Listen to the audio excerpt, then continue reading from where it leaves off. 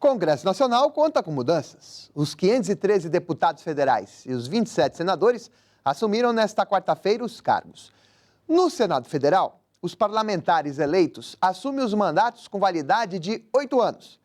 Entre os 27 empossados no Senado hoje, 5 foram reeleitos e 4 ocupam cargos de ministros do presidente Luiz Inácio Lula da Silva. Outros 54 senadores estão no meio do mandato, ou seja, foram eleitos em 2018. O Senado Federal é composto por 81 parlamentares. Cada estado e o Distrito Federal tem 3 representantes no Senado. Avança a democracia, o cientista político Humberto Dantas destaca a eleição no Senado brasileiro. Rodrigo Pacheco reeleito na disputa com Rogério Marinho. O assunto do dia com o professor Humberto, hoje no interior paranaense. Avança, Dantas. Olá amigos, olá Paulo, tudo bem, Paulo? Olha lá o sol na cara, Paulo. Esse é o interior do Paraná, lugar maravilhoso. Estou aqui no aeroporto de Cascavel, cidade muito bacana, muito interessante, muito forte aqui do interior do Paraná. Hoje eu estive em Marechal Cândido Rondon falando para diretores de escolas públicas aqui do município.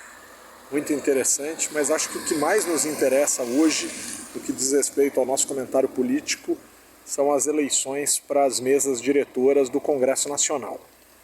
A maior dúvida que pesava era a eleição de Rodrigo Pacheco, né, Paulo? Rodrigo Pacheco conseguiu se reeleger. Para ele, um alívio, né? O governo se empenhou muito, os ministros do presidente Lula foram colocados para fora do governo justamente para que pudessem voltar para o Senado para votarem em Rodrigo Pacheco. Lula se empenhou nessa reeleição, buscou ajudar o máximo possível e Pacheco se reelegeu. Ótimo, aliviado estava na cota do PSD de apoio ao governo ter esse apoio à reeleição de Pacheco, mesmo que o PSD tenha tido em tese, né, algumas dissidências no que diz respeito à escolha do senador. Ganhou de 49 a 32, perfeito. Ele está aliviado, ele está tranquilo. Mas o Palácio do Planalto pode não estar muito. Por quê? Porque Rogério Marinho, Paulo, atingiu 32 votos. 32 votos é mais de 1/3 do Senado. 1/3 de assinaturas no Senado abre uma CPI, por exemplo. Então pode ser que o governo federal tenha que se esforçar um pouco mais para conquistar alguns desses senadores no que diz respeito ao desempenho dos seus mandatos.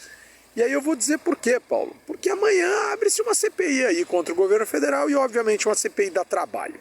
A gente sabe, por exemplo, tudo que a CPI da Covid pode ter prejudicado o governo Bolsonaro, né, e tudo que ainda está por ser julgado, por ser encaminhado, no que diz respeito a tudo que se encontrou naquela CPI.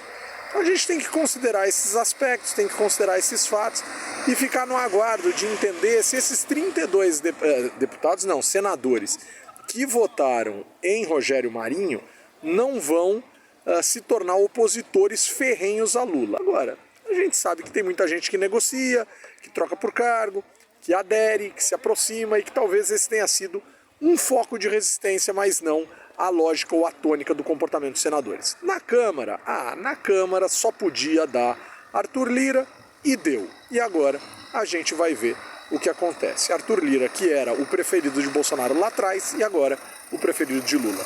Avança a democracia, avança!